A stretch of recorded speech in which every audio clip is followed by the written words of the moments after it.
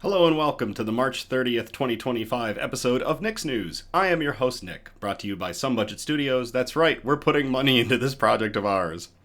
We're on every Sunday, and I thank you all so much for tuning in or catching the replay. You can catch us live on YouTube or catch our replays on YouTube and Facebook, even though on Facebook we kind of just are linking stuff back to the YouTube because YouTube is awesome! This is a program dedicated to bringing good news to counter all of the bad news that we are bombarded with on a daily basis with the hope of bringing a little bit of joy back to the world. Several of our articles are pulled from sites like goodgoodgood.co and goodnewsnetwork.org, but we appreciate everything that's sent in by you, the viewers. Hello, everybody. Hello, Yathena from the Silent Stars Feast to everybody at the Silent Stars Feast today or catching the replay. Thank you all so much for tuning in. Thank you all so much for supporting Nick's News, and I support all of you, and I hope that your event, your first event ever, has been a fantastic one. So, to everybody at Silent Stars, cheers. Hello, Joseph. Hello, Happy Coquet. I don't think I should say that whole name, if just because I don't know what YouTube is going to do about that, but regardless. Very cool. All right, news brew. We've got a big news brew tonight. So this, if you check out the Nick's News Instagram, I actually post the news brews ahead of time. I post them on Thursdays so you can see what's coming. And what's coming today is Sundae Sauce. And I will let the camera zoom in on Sundae Sauce. Sundae Sauce is a barrel-aged imperial stout with cherries, vanilla, lactose, cocoa nibs, and natural pecan flavor, and clocks in at a whopping 13.9% ABV, a high-octane brew. Sundae Sauce, more like the whole Sunday. Now, because it is a barrel-aged imperial stout, we have our wonderful harpoon snifter. We don't need the Balisong bottle opener because it's a can, a gorgeous can, as per producer Donna. So we'll blow the gain on the audio and we'll just crack this sucker open. Now this beer is from Pipeworks Brewing Company out of Illinois, I believe. And that's where I picked this up at a Binny's while I was hanging out with friends in Chicago a couple months ago. I have not had anything from Pipeworks that I'm aware of, so this is going to be a first for us. Oh my. Let's get into the theatrics of a couple second pour. Oh.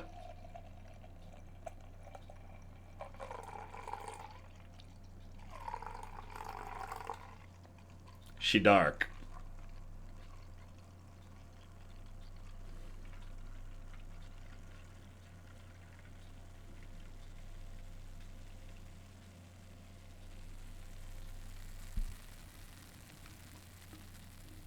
Good to the last drop. Beautiful can.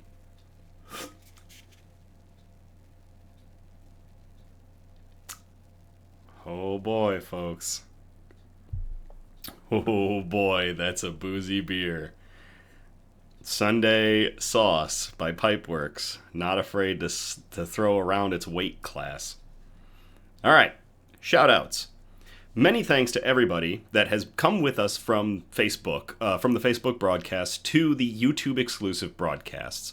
Facebook has been letting us down more and more, and so we made the executive decision to, and we are excited to just be streaming on YouTube, where we can provide the higher quality than Facebook allows us. So Facebook was not allowing us to take full advantage of all the new technology we got, the new camera, my new computer, everything. So YouTube, however, does. That's why we are a crisper picture, a better view of Sue's tank in case Sue decides to come out, and everything else going on. So we'll still use Facebook for marketing and as a social media hub for advertising, but all of our stuff, all of our videos are making the move to YouTube, and we thank you all so much for staying with us. So to all of you, the Nick's Newsies, cheers.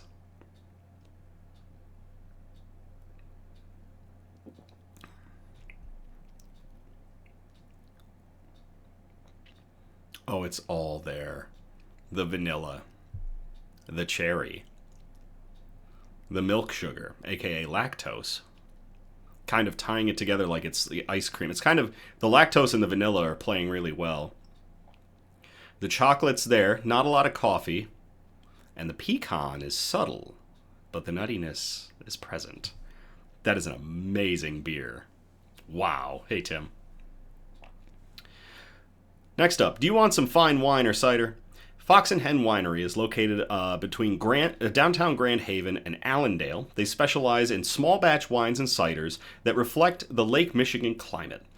You can check them out Fridays and Saturdays from 1 p.m. to 8 p.m. And I believe this upcoming Friday, which will be the 4th of April, I will be there at Fox and Hen from 5 to 7 p.m. Eastern Standard Time. So if you want to come and have a glass of wine or some amazing cider with me, by all means, swing on by Fox and Hen 5 to 7 p.m. on Friday, or head out there at your convenience.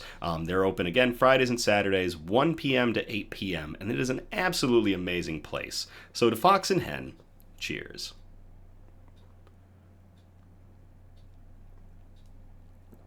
Price on beer from Tim. Tim, I don't remember how much I paid for this can. Now, given my history of beer purchase, it's probably exorbitant. I think this one was probably about $13 for this can. And I have a sister beer that's going to debut in April as well. So I think these guys were about $13 on their own. The beer I buy, I tend to buy very pricey beer, but that's because I like really good beer. Sadly, it comes at the higher price point. So a lot of the news brews that you'll see aren't like Oberon, or they're definitely not Coors or anything like that. So they're pricier beer, but I always try to find them at good prices. So I'll pass on, if you check out the Instagram, I'll pass on where I get my beer from. So y'all can go and grab some if you want, if it's available in your area. Bug update. So it was a quiet week for the bugs up until about this morning, when Mantis MacLeod decided it was time to level up. That's right, Mantis MacLeod, our survivor, our finalist, the winner of the great game, has grown his wings and has reached adulthood. He is indeed a male. I was thinking about towards the end that he was a male, and sure enough, Mantis MacLeod is a male mantis. He's a male Chinese mantis, and his biological clock is ticking. Sadly, the males don't live very long, but we are still going to show him all the love and care that we have been this entire time, as he has gone from a nymph that hatched from an egg case, from Madeline Pryor, the mantis that we rescued before the end of the year last year, into adulthood. He looks amazing. Check out our Instagram, where you will see photos this week of him in all of his splendid glory. Elmira is safe and snoozing, hopefully going to emerge soon. Sue has made a few surprise visits this week. I've been up a little bit. I've been up late a few days this week, and sure enough, I've heard Sue clacking around, and there's other signs when Sue moves around, so Sue's been out and about. And Ripley is horrifying, but Ripley's new tank is almost ready. All the parts and pieces of Ripley's new tank are almost ready for the build. So keep an eye out for an upcoming event that we'll do some posts ahead of time for. If you want to tune in and you want to see me do another rehousing. Now, we did a rehousing for Sue when we built Sue's new vivarium. We're going to do a rehousing video for Ripley. So you can get a look at this extraterrestrial nightmare, this extraterrestrial terror that I own. And enjoy building a new vivarium. It should be a fascinating process, and it should be really good and rewarding for Ripley. So, to the bugs. Cheers, Mantis MacLeod. And hello, Becky, in the chat.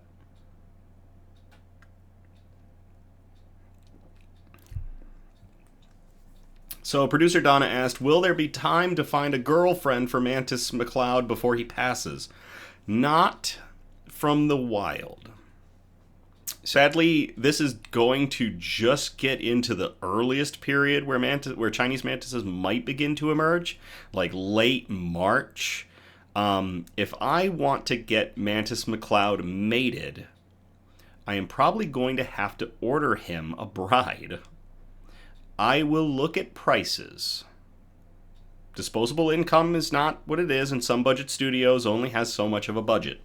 But I will at least look into the possibility of Mantis MacLeod getting a mate.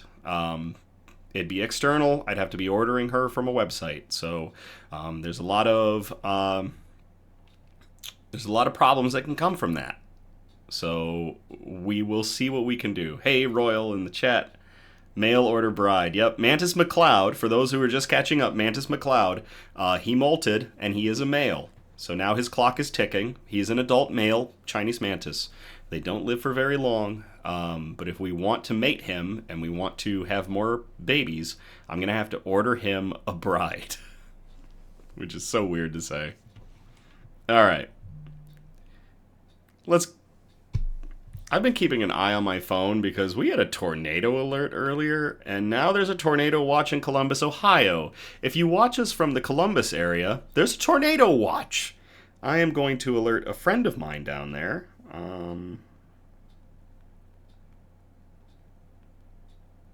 I'm going to message her and let her know that she needs to be safe down there. So, message sent. Hopefully she will be all right and there won't be any tornadoes. Our siren went off earlier today in West Michigan. That was harrowing, so it was interesting.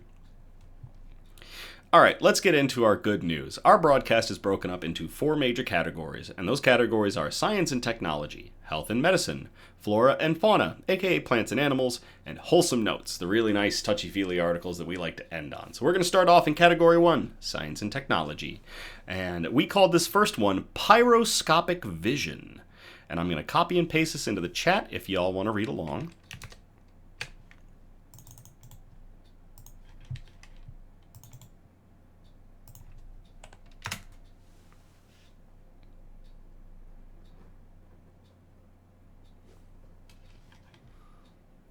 First Earth-Fire Alliance satellite for detecting wildfires is now in orbit. This came from News Atlas and was posted on March 18th of 2025 by Abhimanyu Ghoshal.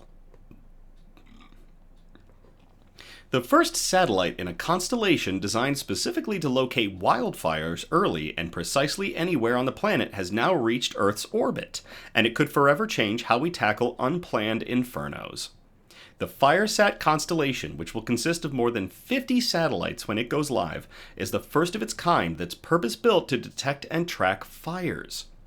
It's an initiative launched by nonprofit Earth-Fire Alliance, which includes Google and Silicon Valley-based space services startup Muon Space as partners, among others. According to Google, current satellite systems rely on low-resolution imagery and cover a particular area only once every 12 hours to spot significantly large wildfires spanning a couple of acres. FireSat, on the other hand, will be able to detect wildfires as small as 270 square feet, or 25 square meters for folks who haven't landed folks on the moon, which is about the size of a standard classroom, and deliver high-resolution visual updates every 20 minutes. 200 square feet may also be the size of a studio apartment for relative size comparison. The FireSat project has only been in the works for less than a year and a half. The satellites are fitted with custom 6-band multispectral infrared cameras designed to capture imagery suitable for machine learning algorithms to accurately identify wildfires, differentiating them from misleading objects like smokestacks. These algorithms look at an image from a particular location and compare it with the last 1,000 times it was captured by the satellite's camera to determine if what's being seen is indeed a wildfire. AI technology in the FireSat system also helps predict how a fire might spread. That can help firefighters make better decisions about how to control the flames safely and effectively. This could go a long way towards preventing the immense destruction of forest habitats in urban areas, and the displacements of residents caused by wildfires each year. For reference, the deadly wildfires that raged across Los Angeles in January were estimated to have caused more than $250 billion, billion with a B, in damages. Muon is currently developing 3 more satellites, which are set to launch next year. The entire constellation should be in orbit by 2030, so just about 5 years away. The FireSat effort isn't the only project to watch for wildfires from orbit. Aurora Tech launched its first wildfire detection satellite, Forest 1, back in 2022, followed by one more in 2023 and another earlier this year. The company tells us that another 8 are due to go up toward the end of March. So FireSat So the Aurora Tech company is also jumping in on this, which is really cool. So to Aurora Tech and to Firesat from Muon Space and Google for tackling wildfire prevention by putting satellites that look for wildfires up into low Earth orbit. Thank you, and cheers.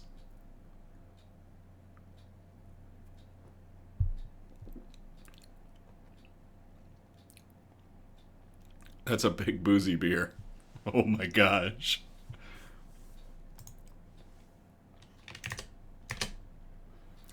All right, so that's going to jump us out of science and technology. We're going to move on to category 2, health and medicine.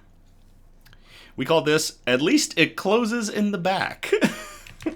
I will copy and paste this article into the chat if y'all want to read along.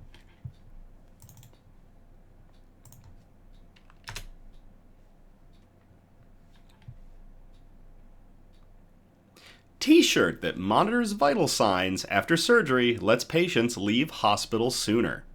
This was posted by our friends at goodnewsnetwork.org. It was posted on March 21st of 2025 by their website. A sensory t-shirt that monitors a patient's vital signs after cancer surgery could help them leave the hospital sooner to recover at home. The garment is, and when you think of hospital garment, you think of that thing that's just going to show your ass off at times. The garment is worn for around 2 weeks under clothes 3 times each day, and patients felt more reassured than a control group in a pilot study involving 70 people. A team from Sapienza University in Rome, Italy, wanted to see if patients could be discharged earlier than the normal time frame following urological surgery for cancer. Professor Antonio Pastore and his colleagues worked with LET Wearable Solutions, a company specializing in tele-monitoring, to design a light t-shirt with sensors that track ECG, heart rate, body temperature, and more, then sends the data to an app and a web-based software. In a control group, patients were discharged as normal 3 to 5 days after surgery, but the wearable group were discharged 24 to 36 hours earlier, 2 to 4 days after surgery, with the t-shirt monitoring vital parameters, including blood pressure, pulse rate, saturation, and blood glucose. The wearable group were fully briefed on how the device worked and were asked to wear it from 7 to 10 a.m., 2 to 5 p.m., and 7 to 10 p.m. The t-shirt we gave to patients differs from smartwatches and other wearables, explained Professor Pastore. It can reveal more data, including electrolytes, which we need to continue to monitor after bladder surgery, as they can reveal mineral imbalances that lead to serious complications. In the control group, 8 patients, or 26%, went back to the hospital before their scheduled follow-up, compared with only 2 patients, or 6%, in the wearable group. Additionally, the t-shirt detected the onset of cardiological conditions in 5 patients, allowing for early diagnosis and treatment. The overall satisfaction rate among patients in the group was 90%, with an average monitoring period of nearly 14 days. Our patients found the t-shirt easy to use, and over 90% reported it allowed them to feel safe and cared for while they were recuperating at home, said Professor Pastore. Being able to allow patients home sooner improves their quality of life as they feel more comfortable in their own environment, and it means we can free up hospital beds too, he added. The findings are due to be presented this weekend at the European Association of Urology Congress in Madrid, Spain. The association's scientific chair professor, Martin Alberson, welcomed the study. The trial is early stage, but the insights are very interesting, said Professor Alberson, a urologist at UZ Leuven Hospital in Belgium. Particularly since patients strongly accepted the wearable and it was able to detect complications in real time and reduce unnecessary rehospitalizations. A study into the cost-effectiveness of the technology is currently underway. That's really cool. A t-shirt that you can wear that is going to monitor your vitals post-surgery so that you can go home and relax, not in the I was about to say safety, but there's also that air when you're in the hospital of uneasiness. So you go home and you can relax at home while wearing this shirt that is accurately monitoring your vitals. That is awesome. To everybody at Sapienza University in Rome, Italy for this study. And Professor Pastore, cheers.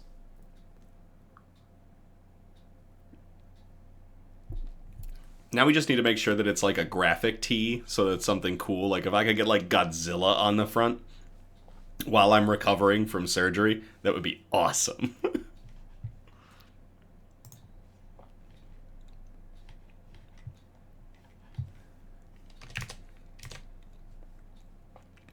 So that's going to get us out of health and medicine. We're going to jump into category 3, flora and fauna, aka plants and animals.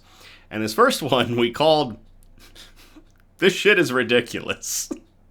I hope you're ready for this article, because I'll tell you, I wasn't. I'm going to copy and paste this into the chat for y'all to read along.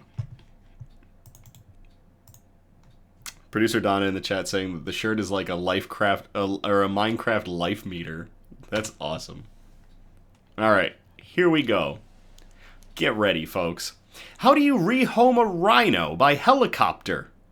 Upside down. That's right.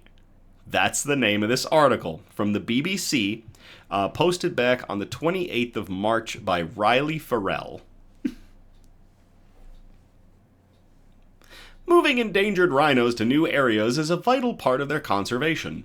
War-torn helicopters from the Vietnam War are airlifting the creatures to safety.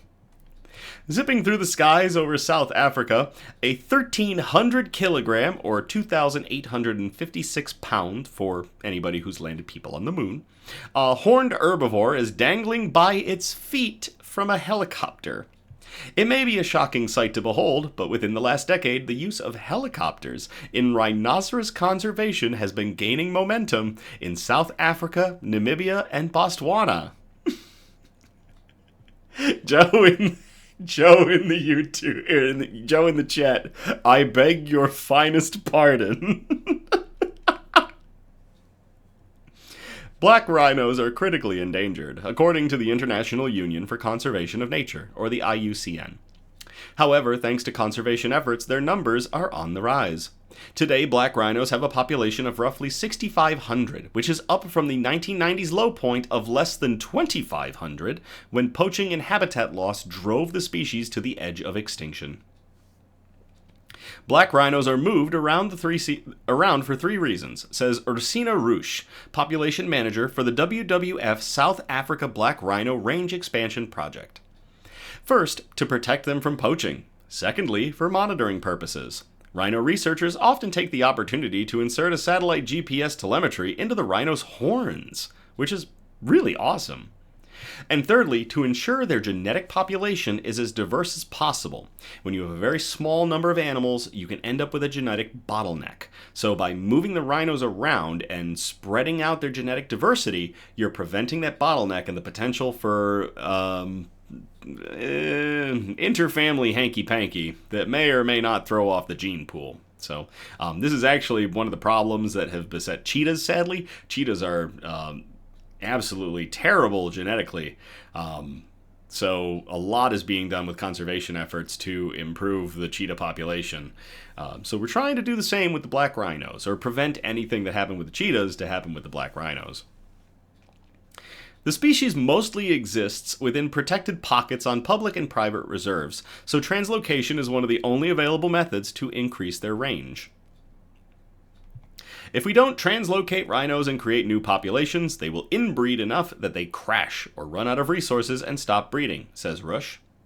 Black rhino population growth rates are density dependent. This means if a rhino community is too crowded, the females will start having longer intercalving periods, the time between the birth of one calf and the next, and so produce fewer calves, an evolutionary response and adaptation to resource management. Whilst the transport of animals for population regrowth and genetic diversity isn't new, the regular use of a helicopter in this fight is. Beginning in the 1990s, but refining methods since the 2010s, helicopters have revolutionized the world of rhino conservation, says Rush.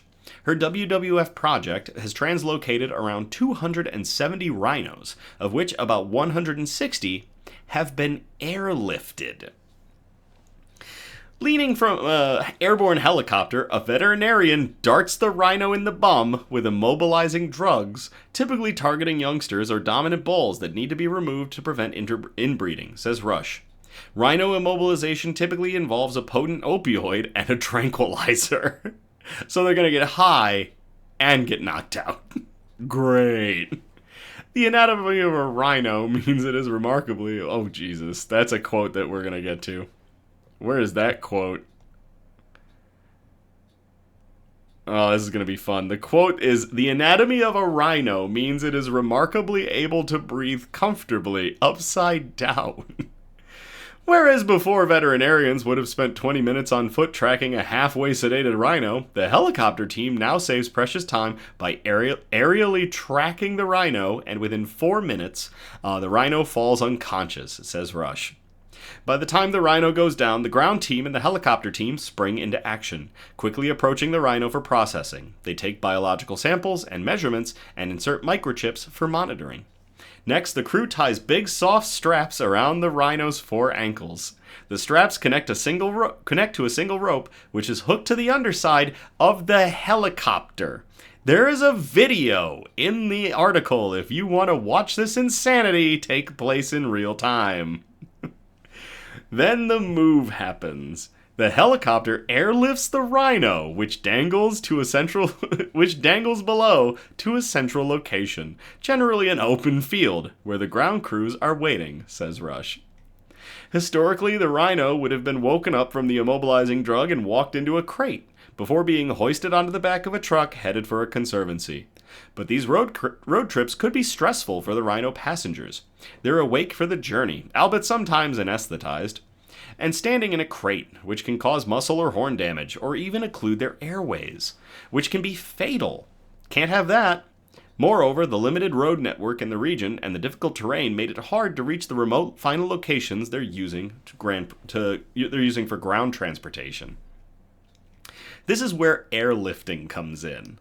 The health risks of crate travel and lack of roads, for instance in Namibia's Cunene region, mean that nowadays helicopters are increasingly used for the translocation of rhinos, explains Robin Radcliffe, Associate Professor of Wildlife and Conservation Medicine at Cornell University in Ithaca, New York. Conservationists really only consider slinging as a solution when the capture or release site is inaccessible by road, he says, or when slinging significantly cuts down on the transport time. This is insanity. The video and the pictures of this is nuts. Check this article out if you can, by all means. In Rush's experience, researchers and conservationists employ 2 main helicopters to transport black rhinos, the Airbus AS350 Astar and the UH-1H Huey.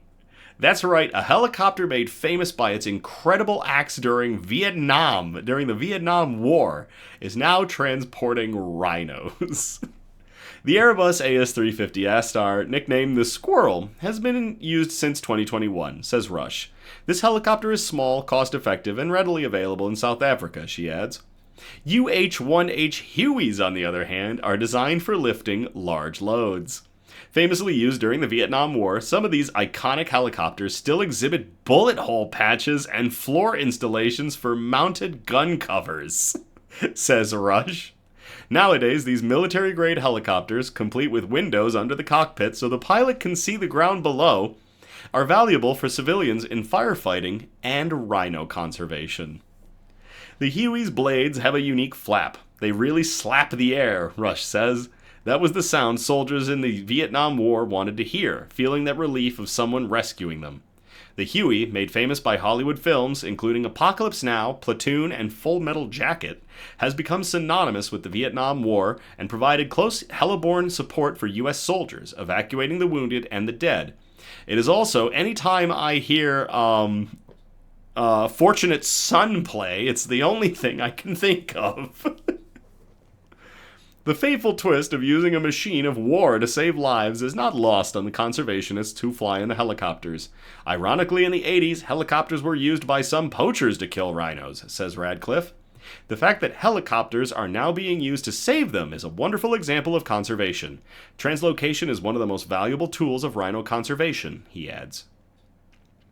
The WWF's Black Rhino Range Expansion Project has 18 project sites with over 400 black rhinos spread across the site, making up 15% of all the black rhinos in South Africa, says Rush. Really, none of this would be possible without helicopters, both in terms of darting and transferring rhinos out of inaccessible areas, she says. That was from Radcliffe, I believe. Radcliffe's team, which partnered in Namibia's government, pioneered the netless slinging method for moving rhinos upside down under a helicopter. In 2021, Radcliffe and his... Oh, no, sorry. Rush from she... and then he is Radcliffe. Sorry, my bad. Radcliffe and his colleagues won an IG Nobel Prize, an award satirizing the Nobel Prize given to research that makes people laugh and then think, for their work on hanging black rhinos upside down. It made me think when I read the article title. Wait a second. Rhino upside down being flown by helicopter. As the opioid used reduces the rhino's blood oxygen levels, it's all the more crucial to determine which flight position is best for breathing.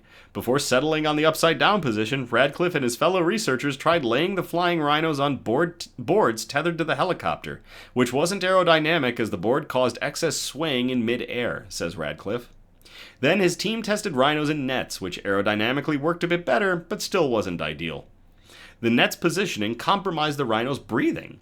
Plus, the net's metal frame added considerable weight and required even more ground personnel to place the rhinos into the net, which defeated the purpose of having a quick and efficient transport method, explained Radcliffe. Airborne inversion is the safest option, says Radcliffe. The anatomy of the rhino means it is remarkably able to breathe comfortably upside down, Radcliffe added. Hanging by their legs, the weight and build of rhinos allow them to extend their head and neck downwards, straightening the spine. Also, a safer, smoother flight occurs because the rhino horn acts as a tail feather or wind vane, reducing the risk of spinning. The great thing about lifting the rhinos upside down by their feet is that they're aerodynamic themselves, said Radcliffe. Probably still more aerodynamic than a Jeep. I want to see the wind tunnel test of a rhinoceros upside down being carried by a helicopter. While the image of an upside-down rhino may initially seem cruel, the rhino's well-being is always paramount before, during, and after the 10 to 30 minutes of airborne time, says Rush. The rhino is constantly under supervision of experienced veterinarians and pilots who can tell if the rhino is comfortable or straining, she says. Nonetheless, conservation is not without some cost. Helicopter use creates air and noise pollution. In a perfect world, we'd have a zero-carbon footprint, says Radcliffe.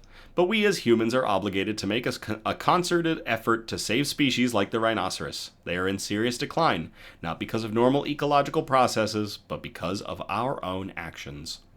Rhinos have existed for 50 million years, and fossil evidence indicates that there were once upwards of 150 different rhino species. There are now only 5. I don't want to tell my grandchildren that we did have rhinos when I was growing up, but they're no longer here because humans poached them and destroyed their habitat, says Radcliffe. Slowly but surely, helicopters are making a difference. 30 years ago, the black rhino population in Kunene, in the northwest of Namibia, was depleted, explains Radcliffe. However, in 2010, Namibia's first rhino airlift has allowed these animals to return to the region. Due to the impassable vast mountainous ranges in the region, the airlift allowed the introduction of rhinos into areas that otherwise would have been beyond reach. Scientists like Radcliffe are committed to continuously studying and honing the heli-moves, and they plan to incorporate emerging technologies such as drones and satellites into rhino conservation too. Radcliffe envisions that in the future, this innovative method of rhino conservation could even be applied to the rainforest environments of Indonesia, where Sumatran rhinos are critically endangered. And beyond rhinos, the technique of lifting large ungulates, or large animals with hooves, upside down has also been applied to other species, such as elephants and some endangered antelope, Radcliffe adds. If you thought it was bonkers enough that we're transporting rhinos by helicopter, imagine Operation Dumbo Drop with a helicopter. In the meantime, according to Rush, South Africa's translocated rhinos seem to be thriving, grazing, and breeding in their new homes. You get to know the rhinos, their individualities, their personalities, says Rush. They get released on the other side, and then you get to watch these populations grow, from first to second to third generation offspring. That is wild and crazy. To everybody involved in transporting black rhinos, critically endangered black rhinos, to and fro from their conservation areas via helicopter upside down, cheers.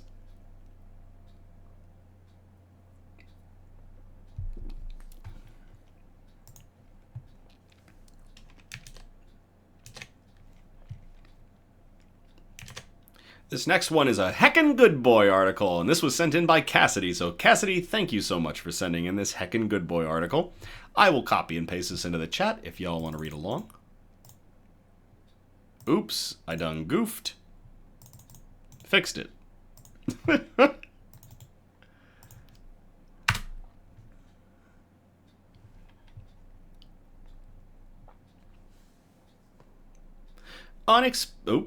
Cheers. Unexpected heroes join the fight against insect scourge that threatens 18 states. We are able to find them as quickly as possible. This was posted on Yahoo News on March 23rd by Alexis McDonnell. The spotted lanternfly may be small, but its impact is anything but. Since it was first detected in Pennsylvania back in 2014, the invasive species has expanded into at least 18 states, threatening over 70 plant species, including grapes, hops, and fruit leaves. And if you threaten my hops, I'ma come for you. So, spotted lanternflies, you leave my hops alone. Left unchecked, it could devastate industries and ecosystems alike. But now, an unexpected group of heroes is joining the fight. Highly trained detection dogs. Much like bomb-sniffing or search-and-rescue dogs, these canine conservationists are trained to track down the spotted lanternfly by scent, helping conservationists stop infestations before they spread. They've been trained to smell out something we want them to find, said Kansas State University wildlife expert Drew Ricketts, according to the K-State Research and Extension. Their noses are proving far more effective than human eyes, especially in dense forests and hard-to-reach areas where traditional monitoring falls short. Once an infestation is found, crews can remove eggs, apply targeted insecticides, or even introduce natural predators to keep the bug population in check.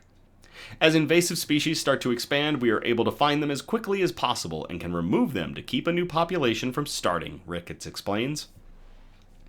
This innovative use of detection dogs is part of a growing movement in conservation. Canines have already been trained to locate coyote scat for wildlife research and to track down endangered bird nests for monitoring. Now, their keen sense of smell is being harnessed to fight one of the country's most destructive invasive species. Ricketts highlighted the urgency is only growing. He said spotted lanternflies have already been detected as far west as Iowa, and fears they could soon take hold in Kansas. That's especially concerning for the state's growing vineyard industry. Within one growing season of the infestation starting, you could see 80 to 100% vine loss, Ricketts warned. I am also brutally Italian. If you mess with my wine, I will come after you. Spotted lanternflies, your days are numbered. While early detection is crucial, so is community action. The best way to stop the spread is to spot and report them through platforms such as iNaturalist, and eliminate spotted lanternflies at any stage of their life cycle, especially by destroying their eggs before they hatch. While it may not feel good to eliminate life, taking action against invasive species is essential to preserving native ecosystems, including the one in your own backyard. By combining innovative solutions like detection dogs with community action, we have a real chance to curb the spread of spotted lanternflies before they cause irreversible damage. Protecting native ecosystems starts with vigilance, and sometimes that means letting a well-trained nose lead the way. To these heckin' good boys who are sniffing out the spotted lanternfly, and to Cassidy for sending in that article, cheers.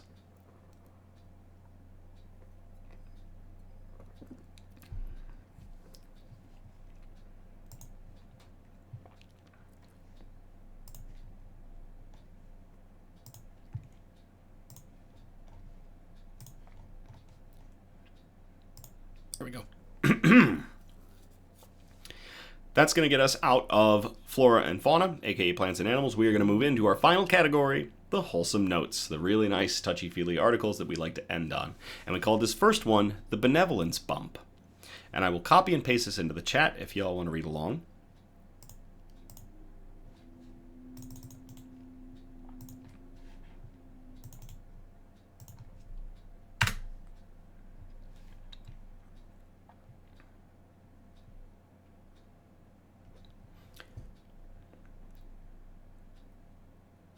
Oh, Becky asked, Nick, do you still have my can? Ha ha ha. I do. I will find a way to get that can to you. The Moonberries can is still here at my house. I will find a way to get that can to you. Maybe we'll chat later about how to get you that can. Yeah, we'll find a way to get you that can. To the article. COVID benevolence bump endures as acts of kindness are 10% higher than before 2020. This was posted in The Guardian on the 19th of March by Jessica Murray, who's the social affairs correspondent. The world experienced a benevolence bump of kindness during the COVID-19 pandemic that has remained, with generous acts more than 10% above pre-pandemic levels. The annual World Happiness Report found that in 2024, acts such as donating and volunteering were more frequent than in 2017 to 2019 in all generations and almost all global regions, although they had fallen from 2023. It's only this late in the broadcast that I am realizing we didn't do the news quote because of acts of kindness. Maybe we'll do the news quote at the end tonight because I goofed. Back to the article. Helping strangers was still up by an average of 18% from the pre-pandemic era. Professor Lara Aknin, a Canadian professor of social psychology and one of the report's editors, said the number of people who reported helping strangers sharply increased in 2020, and the number has been sustained. She said, I think many people have an interest in helping others, but sometimes shy away. They don't want to overstep their welcome. The COVID-19 pandemic made it abundantly clear that many of us need help from our neighbors and friends. Becky forgives me. Thank you, Becky. So maybe people felt a greater sense of obligation and lower levels of inhibition, knowing their help would be welcomed. She said data in the coming years would help reveal whether the benevolence trend was here to stay. One perhaps really optimistic possibility is that we've now opened our eyes to the needs of other people and the emotional rewards we get from helping others, and that could fuel this positive spiral between helping others and well-being, she said.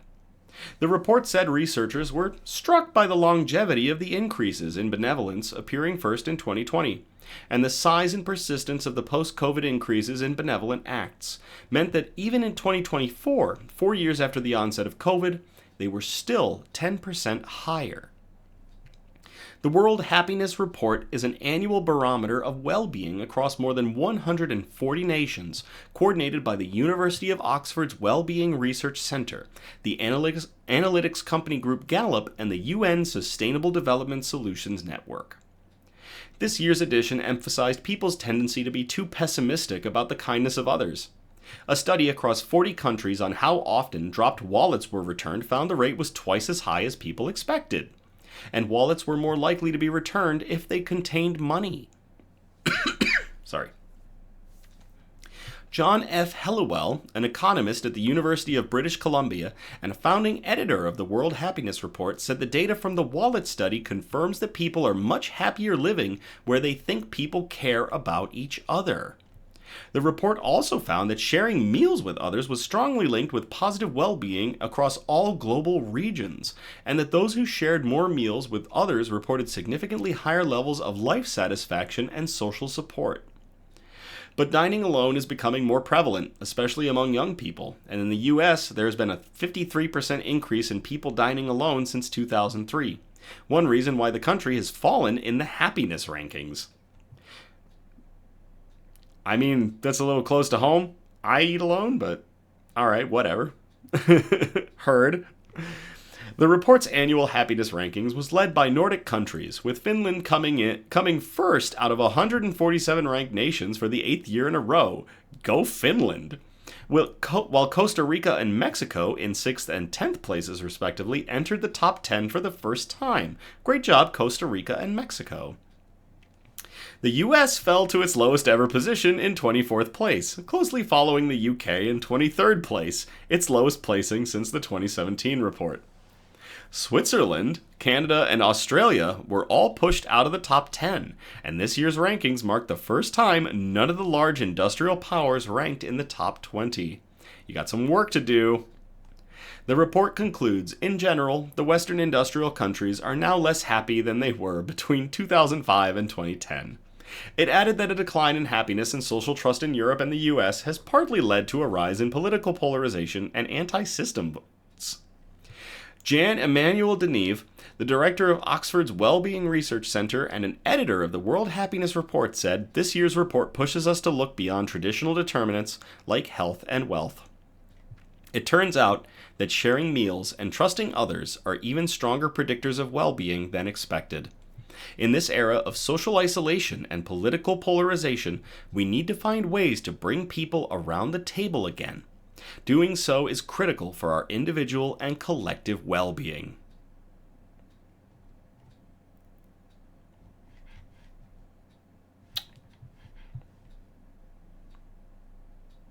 Oh? Sorry, I just got a warning on the YouTube. That's weird. It's showing... Ooh.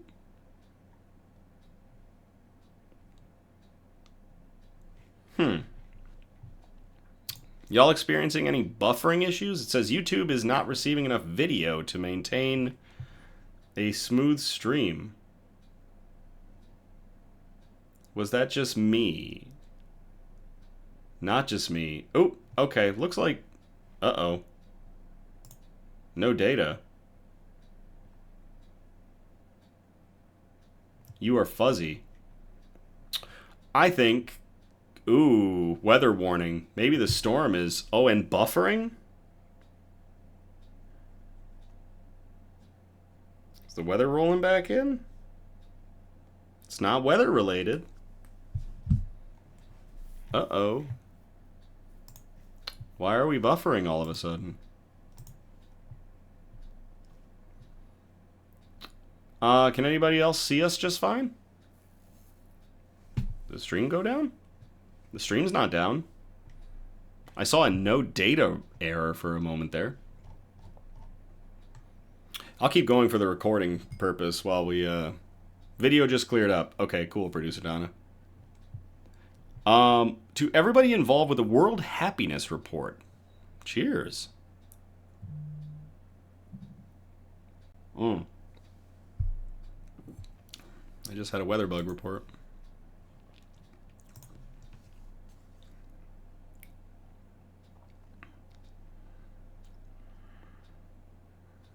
Severe thunderstorms, but not in my area. Yeah, it's fine. It buffered for a second, then back to normal from Royal. Joe said it's fine for me. Becky said good here. Okay, so that's interesting. So something's going on right now. My internet might have just hiccuped. They're probably doing repairs. I'm sure people lost power and internet services around me because that storm was rough when it whipped through here, and that wind was crazy. I was actually very surprised that I didn't lose power. I had a couple of hiccups here and there with some lightning strikes, but otherwise was absolutely fine here.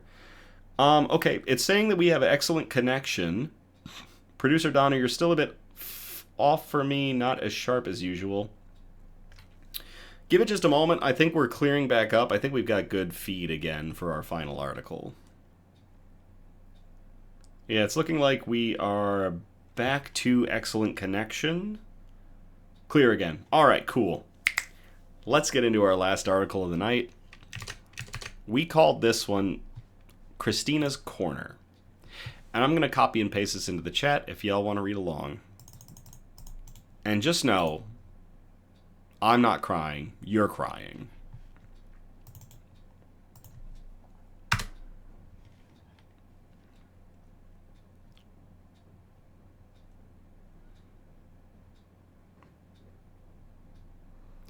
Owner of last video rental store in Pocatello saves a portion of collection for Christina's Corner.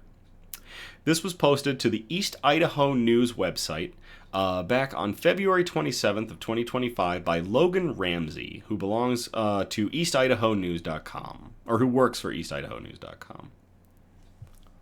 The last video rental store in Pocatello will live on in a small way, only for its most passionate customers. Although Video Stop has ceased all rentals and is liquidating the majority of its collection, owner David Cranning is keeping a small portion of movies and has placed them in a tucked-away corner of his adjacent K&B Quick Stop location. He's keeping these movies available to rent for only a small portion of his customer base, who have regularly come to the now-closed video rental store.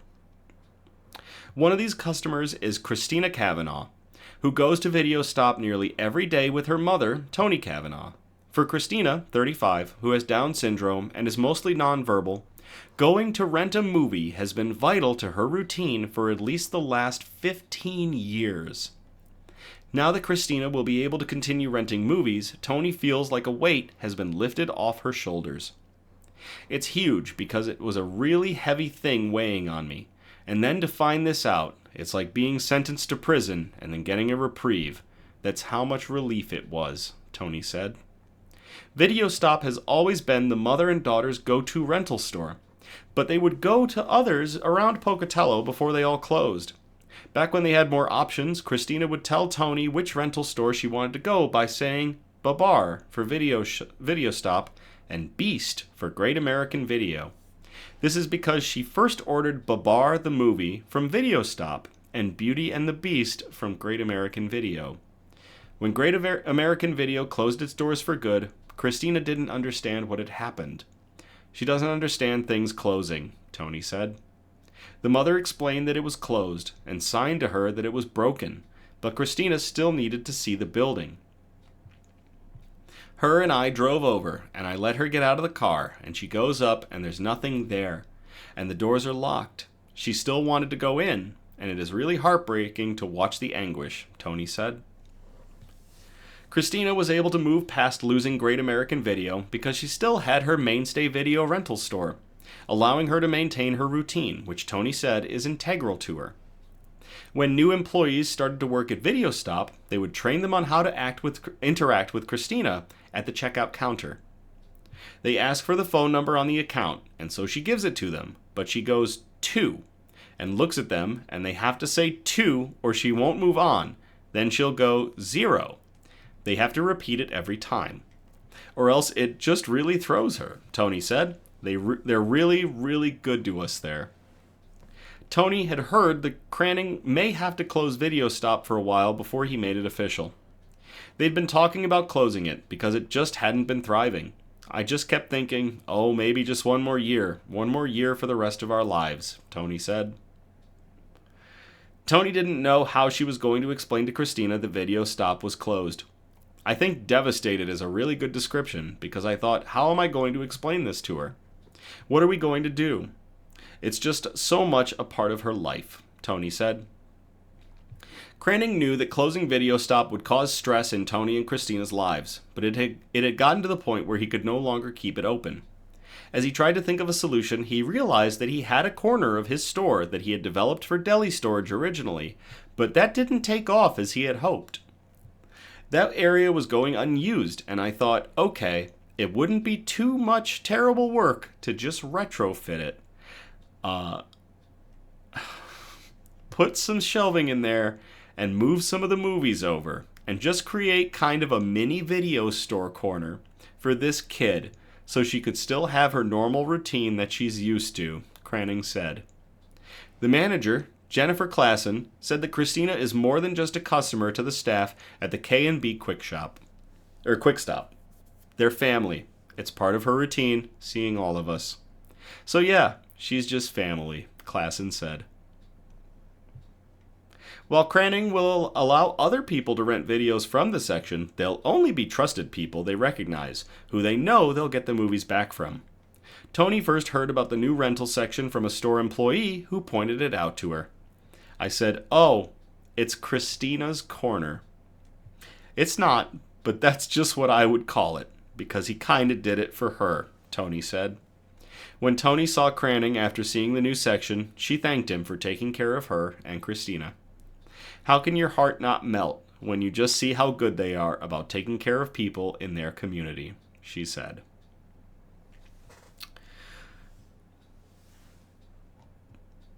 To David Cranning and Tony and Christina Kavanaugh.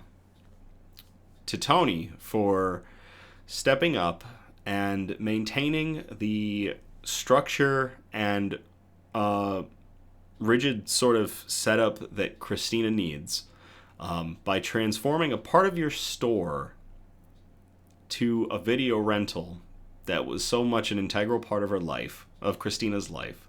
And to Tony for doing everything you do as a mother. Cheers.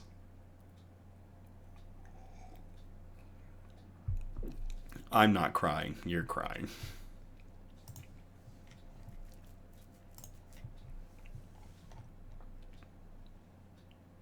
Our news quote. We'll do our news quote right now because that ties into this. Human kindness has never weakened the stamina or softened the fiber of a free people. A nation does not have to be cruel to be tough. That comes from Franklin Delano Roosevelt, who was the 32nd President of the United States. And again, human kindness has never weakened the stamina or softened the fiber of a free people. A nation does not have to be cruel to be tough.